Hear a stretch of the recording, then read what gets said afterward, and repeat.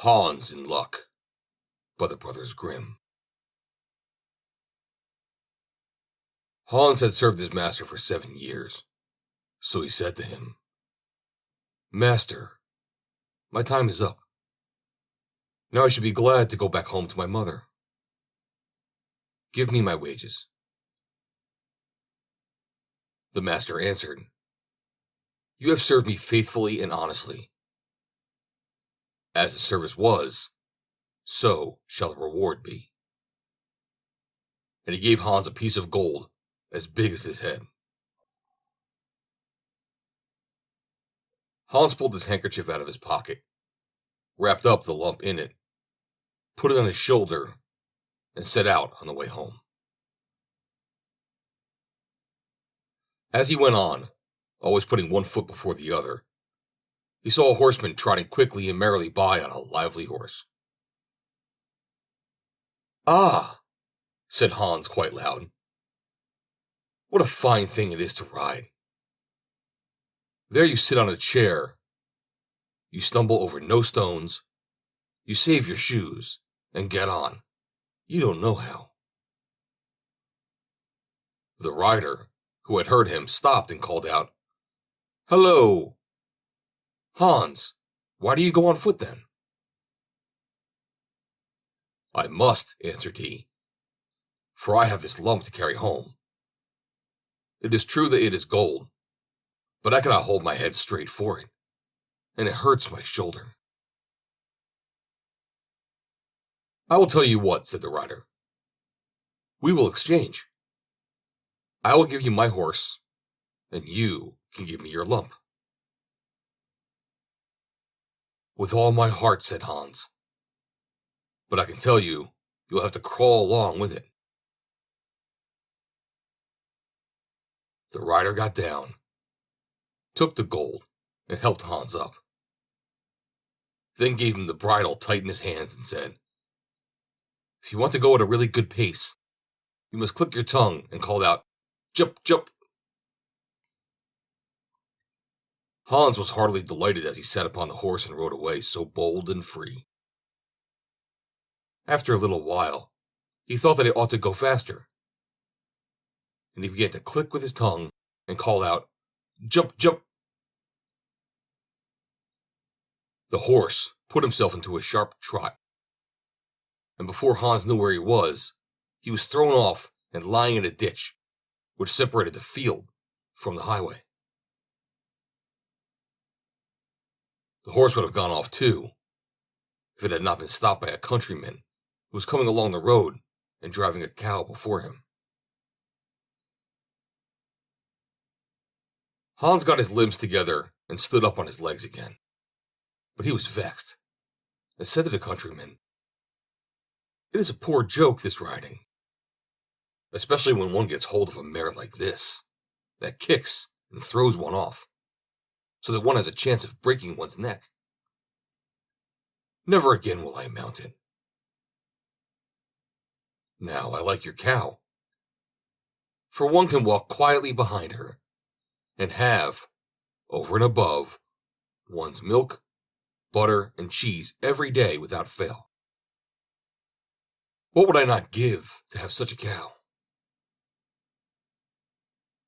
"Well," said the countryman, "if it would give you so much pleasure, I do not mind giving the cow for the horse."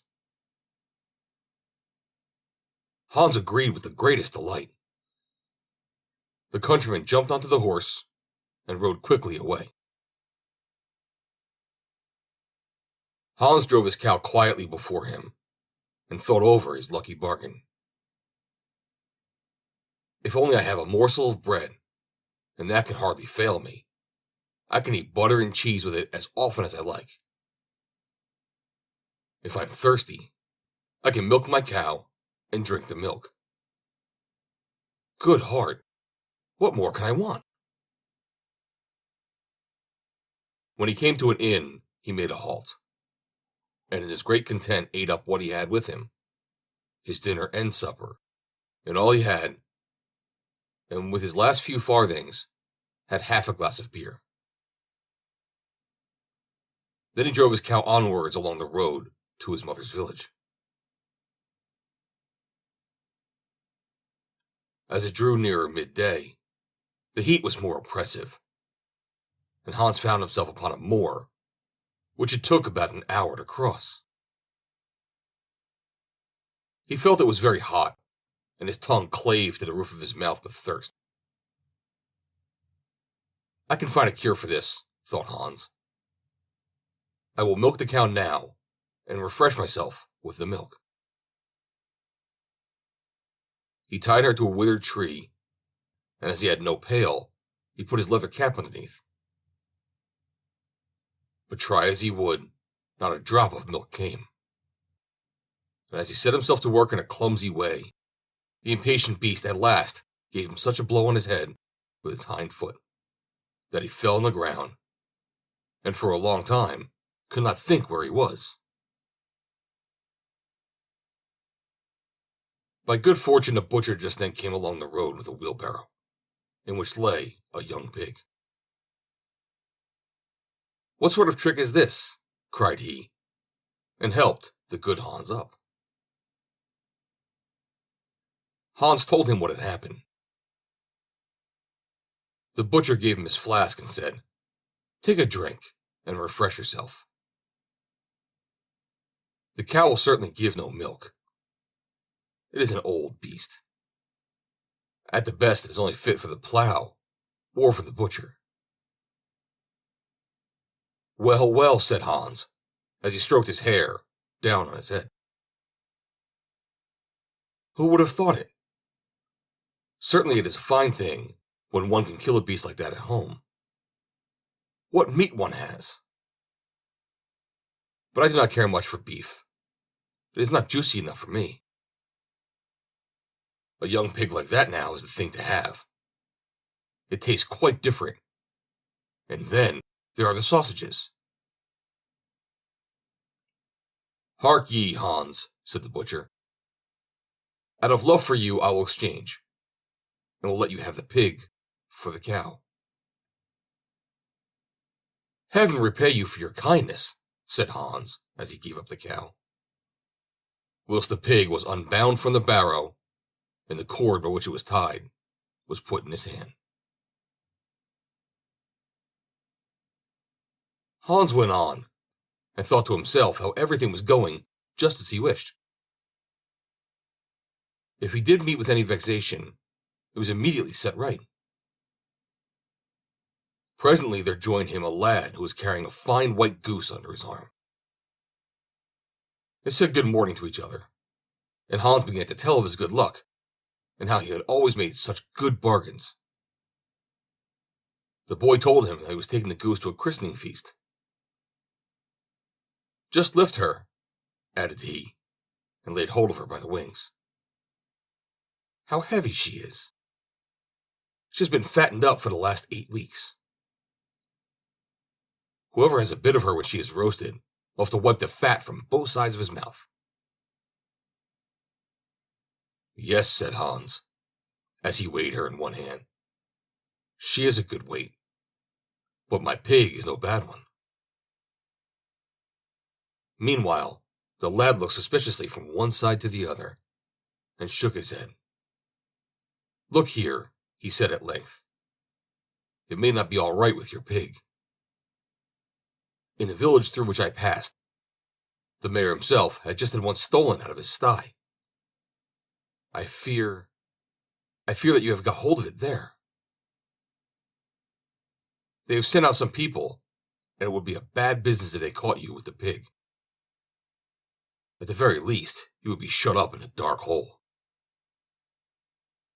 The good Hans was terrified. "Goodness," he said. "Help me out of this fix.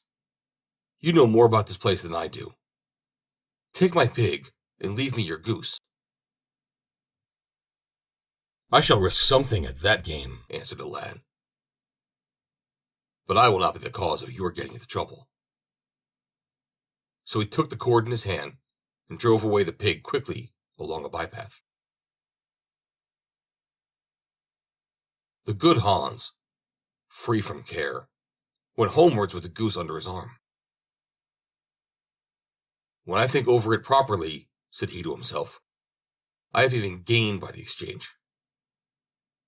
First, there is the good roast meat, then the quality of fat which will drip from it, and which will give me drippings from my bread for a quarter of a year. And lastly, the beautiful white feathers. I will have my pillow stuffed with them. And then indeed I shall go to sleep without rocking. How glad my mother will be. As he was going through the last village, there stood a scissors grinder with his barrow. As his wheel whirred, he sang, I sharpen scissors and quickly grind. My coat blows out in the wind behind. Hans stood still and looked at him. At last he spoke to him and said, All's well with you, as you are so merry with your grinding. Yes, answered the scissors grinder. The trade has a golden foundation. A real grinder is a man who, as often as he puts his hand into his pocket, finds gold in it. But where did you buy that fine goose? I did not buy it, but exchanged my pig for it. And the pig? That I got for a cow. And the cow? I took that instead of a horse. And the horse? For that I gave a lump of gold as big as my head. And the gold? Well, that was my wages for 7 years' service. You have known how to look after yourself each time, said the grinder. If you can only get on so far as to hear the money jingle in your pocket whenever you stand up, you will have made your fortune. How shall I manage that? Said Hans. You must be a grinder, as I am. Nothing particular is wanted for it but a grindstone. The rest finds itself. I have one here. It is certainly a little worn, but you need not give me anything for it but your goose. Will you do it? How can you ask? Answered Hans. I shall be the luckiest fellow on earth, if I have money whenever I put my hand in my pocket. What need I trouble about any longer? And he handed him the goose, and received the grindstone in exchange. Now, said the grinder, as he took up an ordinary heavy stone that lay by him, here is a strong stone for you into the bargain.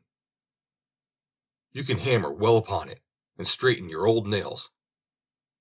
Take it with you, and keep it carefully. Hans loaded himself with the stones, and went on with a contented heart. His eyes shone with joy. I must have been born with a caul, he cried. Everything I want happens to me just as if I were a Sunday child. Meanwhile, as he had been on his legs since daybreak, he began to feel tired. Hunger also tormented him, for in his joy at the bargain by which he had gotten the cow, he had eaten up all his store of food at once. At last, he could only go on with great trouble, and was forced to stop every minute. The stones, too, weighed him down dreadfully. Then he could not help thinking how nice it would be if he had not had to carry them just then. He crept like a snail to a well in a field, and there he thought that he would rest and refresh himself with a cool draught of water. But in order that he might not injure the stones in sitting down, he laid them carefully by his side on the edge of the well. Then he sat down on it, and was to stoop and drink, when he made a slip, pushed against the stones, and both of them fell into the water. When Hans saw them with his own eyes sinking to the bottom, he jumped for joy, and then knelt down, and with tears in his eyes, thanked God for having shown him this favor also, and delivered him in so good a way, and without his having any need to reproach himself from those heavy stones which had been the only things that troubled him. "There is no man under the sun so fortunate as I," he cried out. With a light heart and free from every burden, he now ran on until he was with his mother at home. The end. Read by Joe DeNoia, Somerset, New Jersey. May 23rd, 2020.